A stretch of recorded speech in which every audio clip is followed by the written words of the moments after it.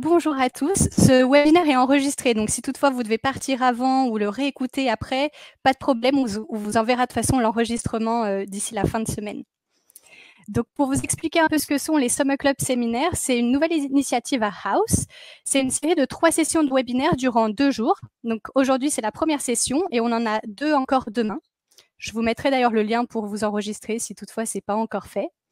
Et le but, c'est vraiment de vous donner tous les conseils et astuces d'experts de House et de vous aider à améliorer, par exemple, votre expérience client, booster votre business, améliorer vos photos, comme aujourd'hui dans cette session, ou attirer encore les bons clients. Alors, petite présentation, je suis Camille et je suis responsable marketing à House. Mon objectif au quotidien, c'est vraiment de créer des stratégies et des contenus marketing innovants pour vous, professionnels de la rénovation. Donc, que ce soit les emails que vous recevez, les notifications mobiles, si vous avez téléchargé l'application House, les e-books à télécharger, invitations à nos différents événements en ligne ou même les salons professionnels, ou encore les webinaires comme aujourd'hui ou certains articles que vous lisez de temps en temps. Alors, dans cette section, Claire, rédactrice en chef du magazine House, va vous livrer tous ses secrets pour réussir vos photos de projet. Alors, avant de te donner la parole, Claire, je voulais juste vous rappeler, encore une fois, n'hésitez pas à utiliser le chat. J'y répondrai pendant toute la session si toutefois il y a des questions. Et je ferai en sorte qu'on garde 5 à 10 minutes pour répondre à d'autres questions qui n'ont pas été répondues par l'écrit et peut-être plus par l'oral à la fin de cette session. Et puis, je pense que c'est tout pour moi. Donc, Claire, je te laisse te présenter puis nous livrer tous tes secrets. Bonjour à tous et bienvenue dans ce webinaire. On est ravis de vous avoir avec nous aujourd'hui. Donc moi, je m'occupe de toute la partie magazine et contenu pour Ooze, donc notamment avec une grosse partie iconographie pour la sélection des photos qu'on met en avant dans les articles. Donc mon objectif un peu au quotidien, c'est de mettre en avant votre travail d'abord et aussi d'éduquer les propriétaires sur l'importance de faire appel à un professionnel pour les accompagner dans leurs travaux de rénovation et d'aménagement intérieur. Donc, ce webinaire, pour vous montrer un peu la structure, il sera composé de 3 parties qui nous permettront de décrypter le sujet des photos de vos projets. Donc, dans la première partie, nous verrons quels sont les éléments d'une photo réussie. Dans la seconde, pourquoi il est important de faire appel à un photographe professionnel pour mettre en avant ses projets et comment bien travailler avec lui aussi. Et enfin, la troisième partie, elle sera consacrée aux petits plus à mettre en avant pour faire en sorte que vos projets soient plus facilement remarqués par des clients potentiels et pourquoi pas par des magazines. Donc, je vous propose de rentrer dans le vif du sujet. N'oubliez pas que vous pouvez à tout moment poser vos questions et m'interrompre si jamais il y a besoin. Donc, la première partie, elle va être consacrée aux éléments essentiels pour des photos de projets réussis. Et pour commencer, je voulais vous faire participer un peu parce que je vous ai mis en exemple 2 des photos les plus populaires sur Ooze depuis le début de l'année. Donc évidemment, ce sont des bons exemples et en fait, je voudrais vous poser la question, vous demander selon vous, qu'est-ce que ces photos ont-elles en commun et qu'est-ce qui en font des bons exemples? Donc je vais vous laisser 5 minutes pour utiliser le chat et me dire voilà il y a 4 points communs. Me dire les 4 points communs de ces photos. Et en attendant, je vais vous donner un peu plus de contexte sur les photos les plus populaires. Pour que vous compreniez bien, leur popularité, elle est calculée en fonction du nombre de fois où elles sont sauvegardées dans des dossiers d'idées par les utilisateurs de Ooze en France. Donc, c'est-à-dire le nombre de fois où ils l'ont mis de côté parce qu'ils l'aiment. Alors, je vois déjà qu'il y a de très bonnes réponses. Alors, angle de vue, cadrage, pièce complète, lumière du jour. Vous êtes pas loin, hein. Est-ce qu'on en a 4? Mise en scène, lumière, vue d'ensemble, perspective, angle de vue, cadrage, pièce complète, 3 murs, lumière du jour. On y est presque, hein. Alors donc, en effet, en commun, elles ont, un cadrage droit, une lumière travaillée. Ah, je suis allée un peu trop vite et une bonne composition et aussi un stylisme soigné. Donc, soit les 4 éléments essentiels en photographie, notamment en photographie immobilière, parce que c'est là-dessus qu'on va se concentrer aujourd'hui. Et nous allons décrypter ces 4 éléments dans les slides suivantes et je vous donnerai ensuite, enfin, je vais essayer de vous donner des astuces pour vous aider à les réussir. Parce que même si évidemment il est toujours préférable de faire appel à un photographe professionnel, on sait bien que c'est pas toujours possible pour diverses raisons comme le temps, le budget et du coup, en vous donnant ces petits conseils, c'est aussi un moyen d'améliorer les photos que vous prenez vous-même. Donc le premier, c'est le cadrage. Donc comme vous l'avez dit, hein, je pense que vous n'allez rien découvrir au niveau du cadrage. Pour avoir un beau cadrage, il faut que les lignes du décor soient parallèles à celles du cadre. Et pour cela, il faut placer l'appareil photo de manière à ce que les lignes horizontales de votre cadre soient bien parallèles aux lignes horizontales du plafond, du sol et du sol de la pièce. Alors pour ce faire, il y a plusieurs astuces. La première, c'est que vous pouvez vous aider de l'option quadrillage de l'appareil photo. Vous pouvez aussi utiliser un pied pour assurer la stabilité de l'appareil photo. Et alors, il faudra surtout éviter le grand angle. C'est autant notamment dans la petite pièce pour pouvoir bien avoir tout l'ensemble de la pièce, mais il faut savoir que le grand angle va toujours déformer les lignes, donc l'image, et la photo, elle ne sera plus fidèle à la réalité. Or, ce que nous, on veut voir ici, c'est votre travail le plus fidèlement possible. Donc, pour cela, on évite toujours les grands angles. Aussi, il est conseillé de placer l'appareil photo à hauteur d'homme. Comme ça, on évite les plongées et les contre-plongées qui pourraient mettre un peu de biais les lignes du cadrage et donc éviter toutes les lignes droites. Et donc hauteur d'homme, ça signifie souvent qu'on va mettre l'appareil photo en dessous des yeux, peut-être même au niveau de la poitrine pour s'assurer voilà, d'avoir des lignes parallèles, tout simplement. Donc je vous ai mis quelques exemples pour bien comprendre. Donc là, dans ces 2 exemples, on voit très bien que les lignes sont parallèles. Sur la première photo, on a la tranche de la porte qui est bien parallèle au cadre de la photo, ainsi qu'à la ligne du plan de travail. Et sur la seconde photo, on le voit bien du côté de la fenêtre et du coffrage sous le mur en briques. Alors, évidemment, quand on prend la photo, on peut toujours bouger un petit peu. Ça, c'est naturel, on a un peu la tremblote quand on clique sur le bouton. Alors pour ça, pas de panique. Un cadrage, qui est pas tout à fait droit peut très facilement être rattrapé avec des logiciels gratuits. Mais bon, plus il a été soigné lors de la prise de flux, plus l'édition elle sera facile et moins de temps on y passera. Ensuite, le second point important, beaucoup d'entre vous l'ont dit au début du webinaire, c'est la lumière. Donc la lumière, c'est pareil, en photographie immobilière, il y a une certaine manière de la travailler. C'est primordial déjà de favoriser la lumière naturelle parce que ce sera la lumière qui sera la plus fidèle à la réalité. Et encore une fois, on veut toujours montrer le travail le plus fidèlement possible. Et la lumière naturelle est celle qui transformera le moins le rendu des couleurs surtout. Donc pour cette raison, on évite le flash, parce que le flash, déjà, il ne permettra jamais d'éclairer correctement une pièce dans son ensemble, ni de manière optimale. À la limite, il peut servir pour des détails, mais pour une vue un peu paysage, ça fonctionnera pas.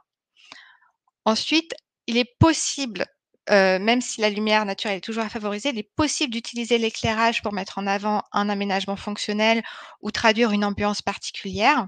Mais pour cela, il faut faire attention parce que l'éclairage, il va modifier les couleurs et il va souvent demander que l'image, elle soit éditée pour éviter, par exemple, la lumière jaune. Ensuite, on évite les contre-jours parce que la vocation d'un contre-jour, elle va être artistique. Et nous, encore une fois, on ne veut pas faire de l'art, on veut montrer la réalité sans la modifier. Et enfin, en termes de lumière, il faudra faire aussi attention aux surexpositions. Donc une surexposition, c'est quand trop de lumière est absorbée par l'objectif et ça crée des taches blanches sur la photo. Donc pour les éviter, on peut jouer avec les rideaux, les stores qui vont atténuer la luminosité qui va rentrer dans la pièce. Donc pour la lumière, je vous ai mis aussi quelques exemples. Donc cette fois, c'est un mauvais exemple. On le voit bien, la règle concernant la lumière naturelle, elle n'a pas été respectée. On voit bien que l'éclairage artificiel, là, il donne une lueur orangée à l'espace, il transforme les couleurs, il transforme l'aspect des matières.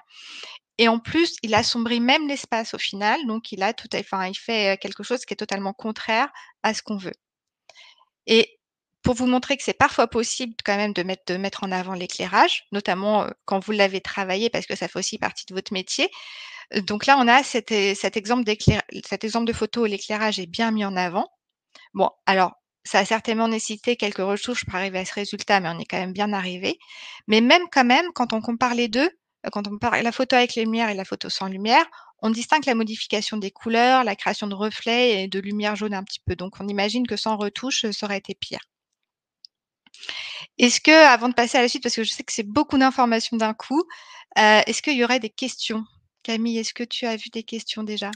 Non, pas encore de questions, donc n'hésitez pas à les écrire dans le chat s'il y en a. Donc, on va continuer avec la composition de la photo.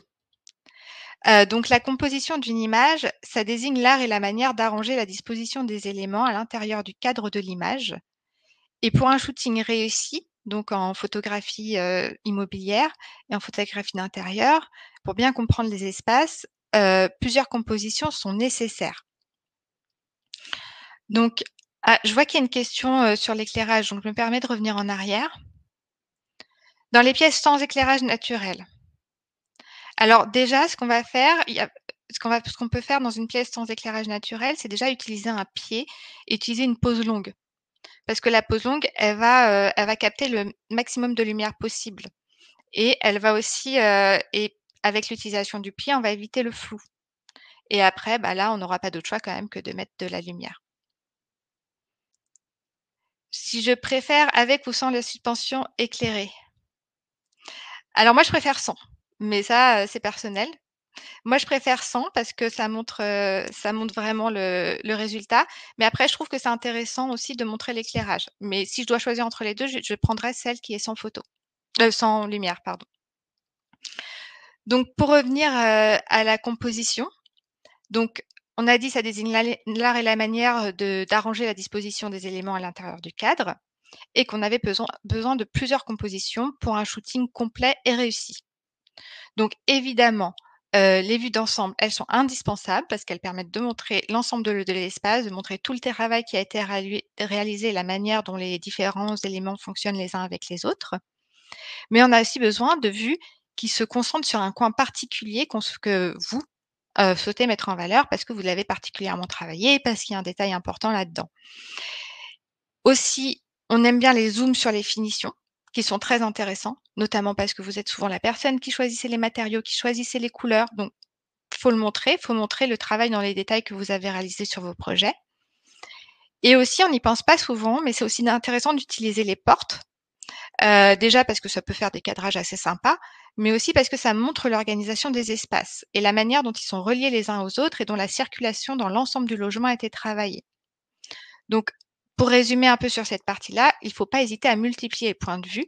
Une vue d'ensemble, c'est indispensable, mais c'est pas suffisant. Aussi, donc là, je vous ai mis juste 2 exemples de vues décentrées, qui mettent en valeur les détails d'une pièce et qui montrent bien la réflexion et le savoir-faire qui ont été nécessaires à la réalisation du projet, à la décoration notamment.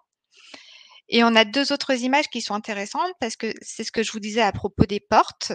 Donc, elles montrent bien comment les différents espaces s'articulent entre eux. Elles donnent une idée de l'agencement de l'ensemble du logement et elles peuvent aussi servir à mettre en valeur un schéma cohérent dans la réflexion de l'ensemble du projet. Est-ce que vous avez des questions concernant ce point, avant que je passe au dernier de la première partie?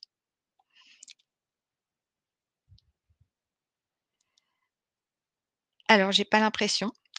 Du coup, on va passer au stylisme de la photo. Donc, quand on parle de stylisme, il s'agit de créer des looks et des ambiances visuelles pour mettre en valeur votre travail dans les photographies. C'est surtout ce qu'on veut surtout, c'est apporter, de la chaleur et de la vie aux intérieurs photographiés pour éviter qu'ils paraissent trop froids.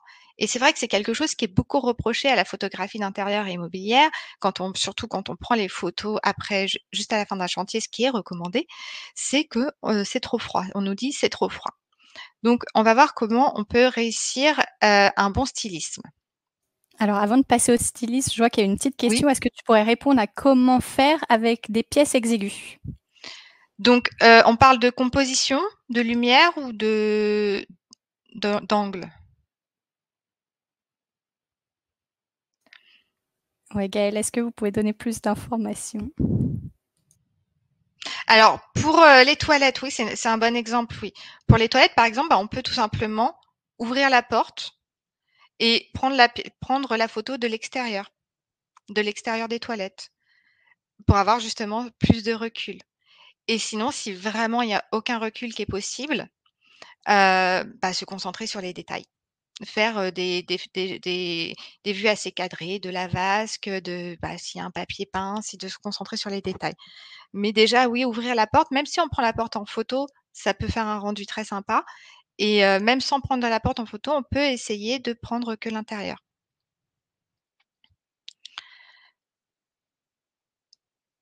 Donc, pour revenir sur le stylisme, donc le premier point important avec le stylisme, c'est un point important, mais c'est aussi un point qui comporte des risques, c'est donc d'intervenir dès la fin des travaux, soit avant que les propriétaires soient réellement installés, parce que ça évite tout le désordre potentiel qui est lié à la vie quotidienne.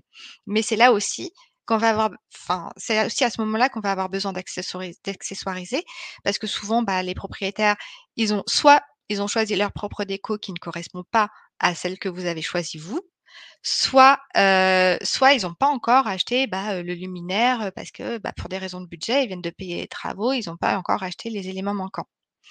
Donc pour éviter que le contenu ne soit trop froid, dès la fin du projet, et aussi vous pouvez amener, des petits accessoires. Excusez-moi, je me suis perdue dans j'ai eu un petit problème technique. Je me remets bien et je reviens avec vous dès que possible.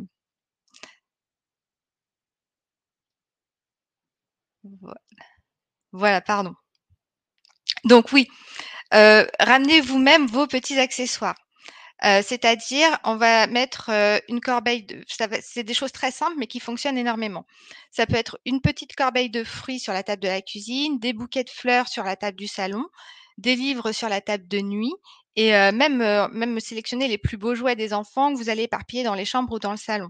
Et tout ça, ça va vous permettre d'apporter de la vie aux espaces et de montrer comment ils sont utilisés. Aussi, vous pouvez penser à mettre en avant la fonctionnalité des aménagements avec des plans ouverts ou fermés. Donc, je vais vous montrer des exemples juste après. Et c'est aussi très important. Alors, ça paraît évident, mais on le travaille pas, des fois, on n'y pense pas assez. C'est la phase de ménage. Parce que même si à l'œil, l'intérieur va paraître nickel, derrière l'objectif, ce sera pas la même histoire. C'est-à-dire que le moindre petit défaut derrière l'objectif, il va se voir. Donc, ça peut être un drap mal repassé, ça peut être une nappe un peu froissée, ou ça peut être une paroi de douche avec des traces de calcaire. Donc, comme je vous ai dit, voici un très bon exemple de plan ouvert-fermé, donc où le meuble, là, il a été pris en photo à 2 reprises, en conservant le même cadre pour un format plus descriptif. Et ça permet d'illustrer l'aspect pratique et la fonction que vous pourrez créer pour vos clients, de montrer un peu l'envers du décor et pas seulement le beau. C'est aussi envisageable de prévoir une photo qui montre l'objet en cours d'utilisation. Donc ça, je pense à des aménagements un peu plus complexes, genre des aménagements sur mesure, ou modulables. D'ailleurs, c'est une très belle manière de mettre en avant les aménagements sur mesure qui sont, aussi de plus en plus demandés, lors des travaux de rénovation et d'aménagement. Alors, on a terminé avec, toute la partie sur comment réussir ses photos. Avant de passer à la partie sur travailler avec un photographe, n'hésitez pas à poser vos questions maintenant. Après on pourra toujours y revenir à la fin. Je ne sais pas si Camille, tu as vu des questions? Non, tu as répondu à toutes les questions. Je voulais juste attendre 2 petites secondes si jamais entre les 2 parties, il y a d'autres questions, mais pour l'instant, c'est pas le cas. J'ai eu quelques questions en privé, mais je préférais y répondre à la fin du webinaire à l'oral pour que tout le monde ait les réponses. Donc, je pense que tu peux y aller. D'accord, très bien. Donc maintenant qu'on a abordé les bases de la photographie, c'est plus facile de comprendre, pourquoi il est important de faire appel à un photographe professionnel et c'est la deuxième partie du webinaire. Et donc je voulais la commencer avec ce petit texte qui est assez parlant. Parce que tout comme la décoration et l'architecture d'intérieur, la photographie, c'est un métier qui nécessite du temps et de l'expertise. Vous, les gens, ils vous engagent parce que vous êtes un expert dans votre domaine. On peut avoir des passionnés déco, mais ce sera jamais un vrai professionnel, comme on peut avoir des passionnés de photographie qui ne seront jamais un professionnel. C'est la même chose pour les professions. En plus, les photographes, au-delà de leur formation et de leur savoir-faire, ils ont investi dans un matériel qui est capable de produire des images d'une qualité qui est bien supérieure à celle que l'on peut obtenir sans lui. Et ils savent aussi comment l'utiliser de manière optimale. Donc, pour illustrer les propos, je vous ai mis un exemple, n'hésitez pas à le commenter dans les commentaires. Un exemple, c'est un peu radical, certes, mais on voit bien la différence entre une photo prise par un amateur et une photo prise par un professionnel. Donc, dans la photo de gauche, bah, c'est le même espace, les travaux sont finis, mais rien ne va. Le cadrage est de travers, l'angle n'est pas optimal, il y a zéro stylisme. La composition, bah, on a la porte ouverte derrière, c'est pas génial. On voit une partie de l'escalier, mais on comprend pas bien ce qui se passe. Donc c'est vraiment pas génial. Alors que dans la photo de droite, bah, tout fonctionne. Le cadrage est bon, les lignes sont bien droites, la composition est bonne, on voit bien la cuisine, on voit un peu des fenêtres, on voit la verrière. La lumière, elle est la plus naturelle possible. Tout est respecté en fait pour, que le rendu soit très naturel et fidèle à la réalité. On a même, le détail des moulures de la pièce à côté qui donne un peu plus d'informations sur les lieux et aussi, on a du stylisme avec c'est très simple, ce sont juste quelques éléments qui sont disposés sur le plan de travail, mais ça se charge d'apporter, de la vie à la photo. Et oui, il y a pas de tabouret sur la première, effectivement, c'est pareil. Donc maintenant qu'on a un peu le côté expertise du photographe qui peut paraître évident, mais bon, c'est bien de le rappeler, je pense. On va voir les autres avantages à travailler avec un photographe. Donc le premier, c'est gagner du temps parce que le photographe connaît son métier. Il sait comment le faire de manière efficace. Il le fera forcément plus vite que vous et vous avez déjà énormément d'autres choses à faire pour en plus vous rajouter les photos des shootings. Ensuite, ça permet d'obtenir un résultat irréprochable et en plus, si le résultat n'est pas irréprochable, vous aurez vous aurez votre mot à dire. Aussi, il dispose d'un très bon matériel dans lequel vous ne seriez pas en mesure d'investir parce que vous n'en auriez pas l'usage et vous ne seriez pas en mesure non plus de le rentabiliser. C'est pareil pour les logiciels de retouche. Il dispose de licences qui ne vous seraient pas accessibles ou alors à un coût bien trop élevé pour votre usage et en plus, il sait parfaitement les utiliser. Certains logiciels, on le sait, nécessitent de longues formations. Et aussi, on y pense peu au dernier point, mais les photos qui sont prises pour vous par le photographe pourraient très bien être incluses dans son propre portfolio et donc présentées à son réseau, ce qui pourrait, pourquoi pas, vous ouvrir des portes pour de nouveaux projets. C'est un peu une collaboration gagnant-gagnant. Donc maintenant qu'on a compris l'importance de faire appel à un professionnel pour les shootings, on va voir comment travailler correctement avec lui. Et pour ça, quoi de mieux que les mots d'une photographe professionnelle pour vous donner les conseils qui sont selon elle les plus importants. Donc, on a demandé à Anna Stataki qui travaille avec nous depuis longtemps, qui travaille notamment avec la rédaction en Angleterre et qui a fait des shootings qui ont été publiés dans le magazine anglais. Et on lui a demandé quels sont ses 3 principaux conseils pour réussir sa relation avec son photographe. Donc le premier, c'est d'informer le photographe de l'usage que vous souhaitez faire des images, de lire les conditions générales du devis ou du contrat et de poser des questions.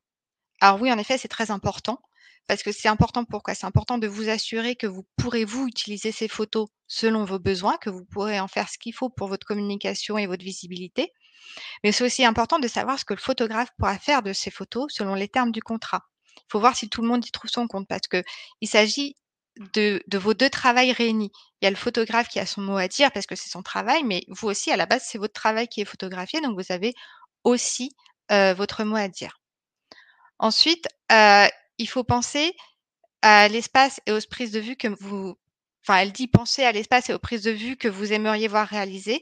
Pensez à la façon dont vous aimeriez la styliser ainsi que et si le lieu manque de quelque chose que vous aurez besoin d'apporter le jour J». Donc ça, c'est ce qu'on a vu, hein, comme pour tout projet, c'est important d'avoir un cahier des charges bien précis et de préparer son shooting.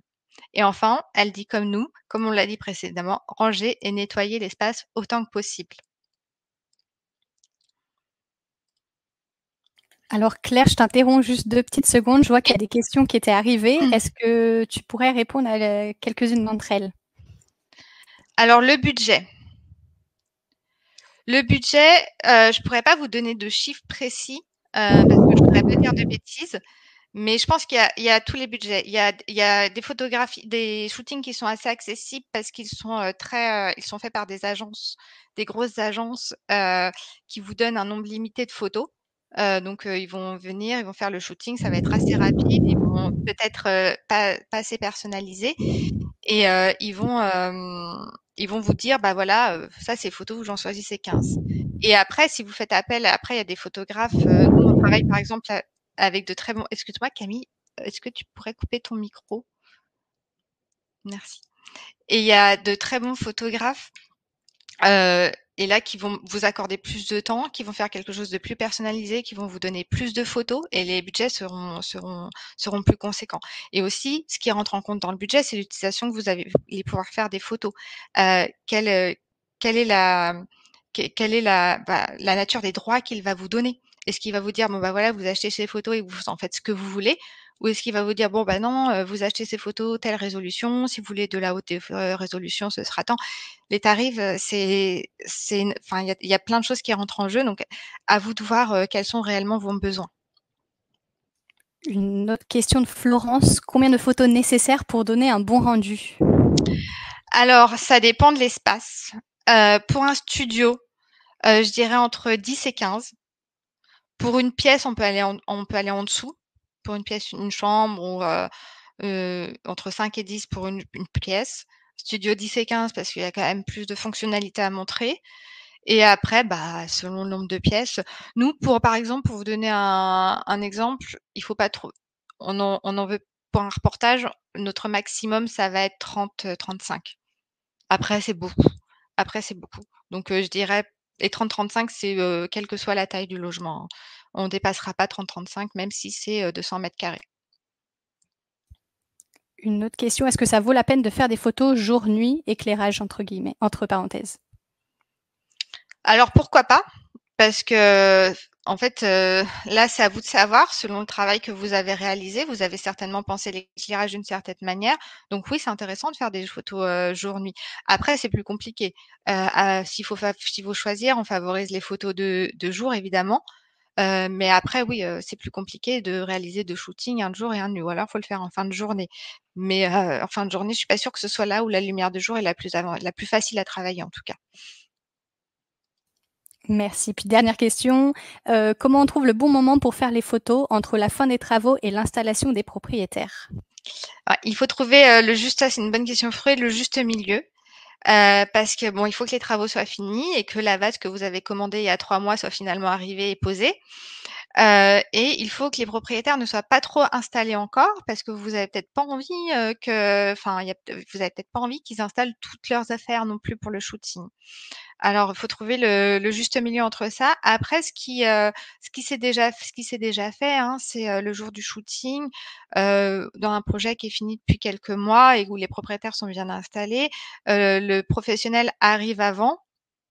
Et puis, bah, il change la déco, il enlève, déjà toutes les photos personnelles des clients parce que ça on veut pas forcément, on veut pas les voir sur les shootings. Ça, c'est vrai qu'on je l'ai pas mentionné, mais on évite toute photo et il remplace par ses propres éléments de déco.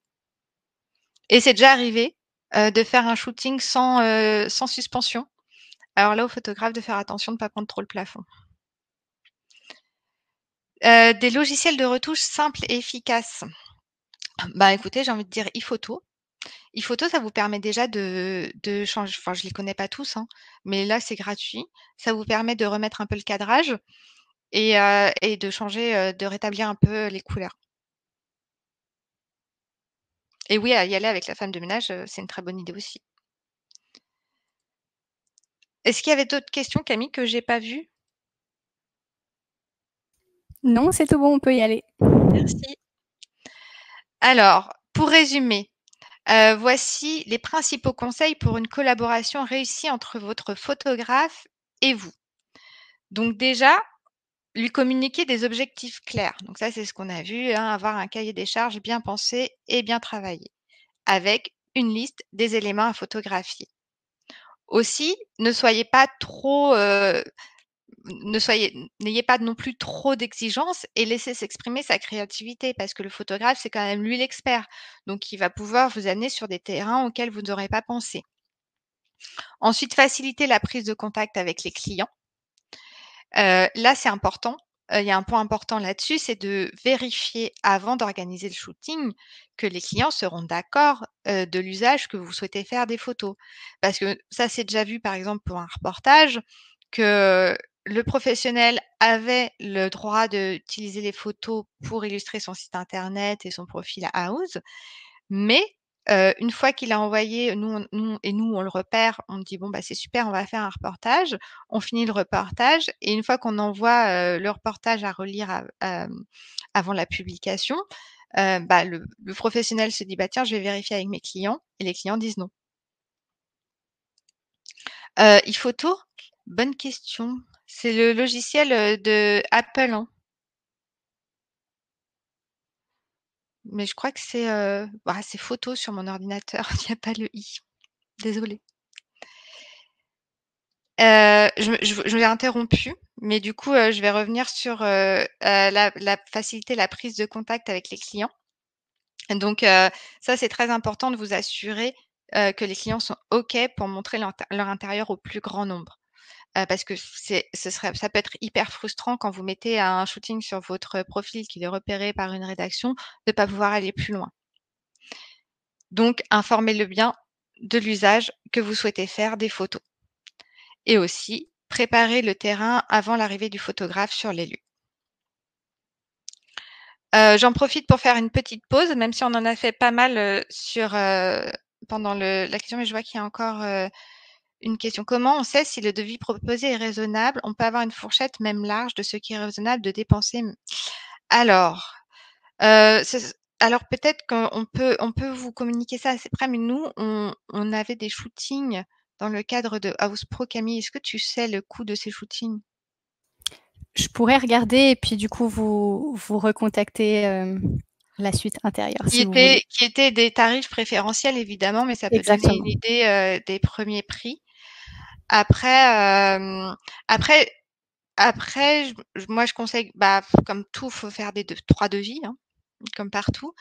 Et puis aussi, bah, peut-être que vous pouvez, jauger le budget en fonction de l'usage que vous souhaitez en faire. Si c'est juste pour illustrer votre site internet ou si vous voulez vraiment communiquer avec ce projet. Par exemple, vous avez un super beau projet, un magnifique, vous dites: «Celui-là, voilà, je vais l'envoyer partout, je vais le mettre sur Insta, je vais le mettre sur mon site, je vais faire un article dans un blog avec et je vais, le proposer, pourquoi pas, à des rédactions, de manière, voilà, spontanée». Et bah, dans celui-là, il faudra peut-être un peu plus, mettre un peu plus d'argent et un peu plus le travailler et un peu plus de photos. Alors, maintenant qu'on a vu comment travailler avec un photographe, ce qu'il peut vous apporter et tout pour réussir vos photos, vous pouvez vous demander à quoi ça sert d'avoir des photos haut de gamme? Qu'est-ce que ça va réellement vous apporter? Puisqu'a priori, on va avoir la même chose, le même espace, le même travail que sur une photo qui ne sera pas parfaite. Donc quel est vraiment l'intérêt? Alors, il y a des avantages, il y a plusieurs avantages. Déjà, présenter des photos professionnelles dans son portfolio, ça envoie un message fort aux clients sur la qualité de votre travail et l'attention que vous portez aux détails. Et ça peut vous aider à toucher une clientèle haut de gamme qui est sensible à tout ça. Et aussi, bah, ça peut tout simplement vous permettre, de prétendre à être publié dans des magazines parce que les magazines, ils favoriseront toujours les photos haut de gamme. Alors petit aparté, on parlait des tarifs et tout, mais aussi sachez que pour trouver un photographe professionnel, vous pouvez utiliser l'annuaire Houzz, parce qu'on a beaucoup de photographes qui sont inscrits sur la plateforme et du coup, vous verrez qu'ils travaillent peut-être avec certains de vos confrères et vous pouvez poser des questions. Et alors pour parler un peu plus précisément de Houzz, donc sur Houzz, par exemple, les photos professionnelles, elles ont plus de chances d'être vues parce qu'elles vont vous permettre déjà d'être mieux présentées dans le flux photo de Houzz, grâce à l'algorithme, plus facilement sélectionnées par l'algorithme. Donc vous serez vu par, plus de propriétaires en recherche d'inspiration pour leur projet. Ensuite, elles vont vous permettre d'être mis en avant dans des articles du magazine. Alors c'est là que j'interviens. Donc oui, on va sélectionner, la qualité de la photo va primer. Même si des fois on va choisir des photos, qui sont peut-être pas professionnelles, qui sont peut-être pas parfaites, mais on aura une bonne raison derrière. C'est vraiment parce qu'on vous donne une astuce qu'on aura voulu mettre en avant et on n'aura pas trouvé de photos de meilleure qualité pour cette astuce. Donc ça reste des cas exceptionnels. Il faut savoir que les articles du magazine, c'est 2 newsletters par semaine qui sont envoyés à notre communauté de propriétaires et de professionnels. Donc ils sont envoyés tous les mercredis et tous les dimanches. Et ensuite, avoir des photos de très bonne qualité, vous permettent aussi de voir vos projets plus sauvegardés dans des dossiers d'idées par les utilisateurs de la plateforme, donc potentiellement d'être contactés par ses propriétaires par la suite. Alors, maintenant qu'on a parlé des photos, de l'importance de travailler avec un pro, alors on va voir ce qu'il est possible de faire en plus. Donc, c'est-à-dire une fois que vous avez ces photos professionnelles avec vous, qu'est-ce que vous pouvez faire pour augmenter vos chances de vous faire remarquer? Et c'est le sujet de la dernière partie de ce webinaire. Donc, la première étape, c'est de s'assurer que l'organisation de vos shootings est optimale pour éviter les soucis liés à l'utilisation ou au rendu des photos par la suite. Donc, c'est ce qu'on a commencé à aborder. Donc, pour ça, on en parle le plus tôt possible avec les clients pour s'assurer qu'ils ne vont pas s'opposer à avoir leur intérieur publié par la suite. Et on peut aussi vous pouvez aussi très bien inclure une décharge dans vos contrats. Déjà, ça permet de vous protéger et en plus, ça permet d'aborder la conversation assez naturellement. Ensuite, c'est bien de publier régulièrement des nouvelles photos sur vos réseaux et sur Houzz parce que ça permet d'actualiser le flux et de vous faire remonter plus facilement. Ne pas attendre trop longtemps après la fin de la rénovation pour organiser le shooting, comme on l'a vu. Ensuite, s'assurer d'avoir des projets récents en ligne, car ils seront plus en ligne avec les attentes de vos interlocuteurs en termes de style et de besoins, parce que les styles et les besoins, ils évoluent au fil des ans. Et ensuite, documenter les photos publiées en ajoutant des informations pratiques comme la superficie, l'emplacement, le budget, parce que ça va permettre à vos interlocuteurs de trouver d'autres points communs en dehors du style et du résultat, avec leur propre projet. Donc ils vont se dire si d'une ils aiment, esthétiquement votre travail et qu'ensuite ils voient: «Ah, c'est la même surface. Ah en plus le pro est pas loin», ça augmente vos chances de vous faire contacter. Et aussi, je voulais aborder un truc qui est très important chez nous, parce que dans nos reportages, on les utilise beaucoup et ils sont très appréciés par notre communauté. C'est les photos avant, qui sont un très bon moyen de prouver la valeur de votre travail, par de simples images, en fait. Là, on a juste, le changement est tel qu'on ne se pose pas la question. Et donc pour que l'effet soit encore plus réussi, il faut que la photo avant soit presque aussi travaillée que la photo après. Bon alors évidemment, on va pas vous demander de venir, le 1er jour sur les lieux avec un photographe professionnel, hein, mais par contre, ce que vous pouvez faire, c'est appliquer au maximum les conseils qu'on a donnés en première partie pour améliorer vos photos avant et avoir, un rendu le plus fidèle possible à la réalité, même si les travaux n'ont pas encore été réalisés. Aussi, ce qui est bien de penser pour un rendu encore plus frappant, c'est de prendre les 2 photos avant et après sous le même angle exactement, pour bien montrer l'évolution et ainsi les changements, ils sont plus évidents et on facilite aussi la compréhension du travail. Je vous ai mis un autre exemple de avant-après, où, l'angle est similaire mais le cadre un peu différent et on voit que ça fonctionne aussi, tout autant. Et enfin, heu au-delà de tout ça, ne soyez pas avare dans le partage des éléments qui constituent votre travail. Il n'y a pas seulement les photos du rendu final. Vous pouvez aussi montrer l'évolution par le partage des planches d'ambiance, des plans et des rendus 3D. C'est même une excellente manière de montrer l'ampleur de votre travail et toute la réflexion qui a été nécessaire pour arriver à ce rendu. Le prospect ainsi, il peut suivre tout le cheminement. Et en plus, si vous n'avez pas déjà les outils nécessaires, notez que tous ces outils sont disponibles sur Houzz Pro. Donc ce sera le mot de la fin. Je vais rendre, la parole à Camille. Merci beaucoup Claire. Je viens juste de répondre par rapport au photoshooting. J'ai donné les informations, mais encore une fois, c'est vraiment à prendre avec des pincettes parce qu'on a des partenaires photographes qui font des prix. Donc les prix peuvent varier énormément, comme Claire l'a déjà mentionné auparavant. Donc encore une fois, merci à tous. Je vais juste répondre à quelques questions que j'ai reçues en privé pour que tout le monde ait les réponses. La première, pour toi Claire d'ailleurs, comment pousser son projet à la rédaction de Houzz? Alors, tout simplement, hein, vous pouvez nous envoyer un mail. Vraiment, il faut pas hésiter. Alors on garantit pas qu'on répond à tout le monde, on essaye de faire tout notre possible, mais on est assez sollicité. Mais, on regarde les mails nous sont envoyés. Donc que ce soit à Agnès Carpentier qui est, qui rédige beaucoup des reportages ou à moi. Super, merci. Encore une fois, je vous enverrai l'enregistrement d'ici la fin de cette semaine. Vous recevrez aussi un e-book à télécharger avec beaucoup d'informations. Donc, restez connectés et regardez bien vos emails. Une autre question qui est venue, comment accéder au service de plan 3D? Alors, pour les plans 3D, je vais vous envoyer un lien où vous allez avoir toutes les informations pour voir comment ça marche. Et nous avons aussi un essai gratuit de 30 jours sur House Pro où vous pouvez accéder au plan 3D et à bien d'autres fonctionnalités. Donc, n'hésitez pas vraiment à faire cet essai gratuit de 30 jours où vous pourrez tester un peu tout ça. Alors, je vous mets le lien en même temps que je parle, comme ça, vous avez tout d'un coup. Voilà.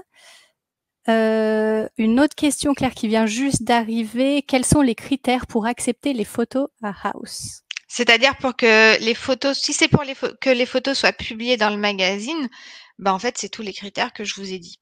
On va regarder les cadrages, on va regarder la lumière, on va regarder la composition, on va regarder s'il y a assez de photos du projet. Alors on peut être amené, si on est, très motivé à en demander plus, mais c'est vrai que si, vous avez déjà, sur votre profil assez de photos du projet et même les photos avant, alors là, c'est, 2 étapes de valider. Merci. Une dernière question qui était en privé également.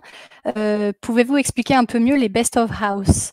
Alors oui, tu l'as mentionné, donc j'aimerais revenir un peu là-dessus. Les Best of House, c'est un prix qui illustre la reconnaissance de votre travail par la communauté des utilisateurs à House. Ça arrive en début d'année, une fois par an, en début d'année, en janvier ou en février.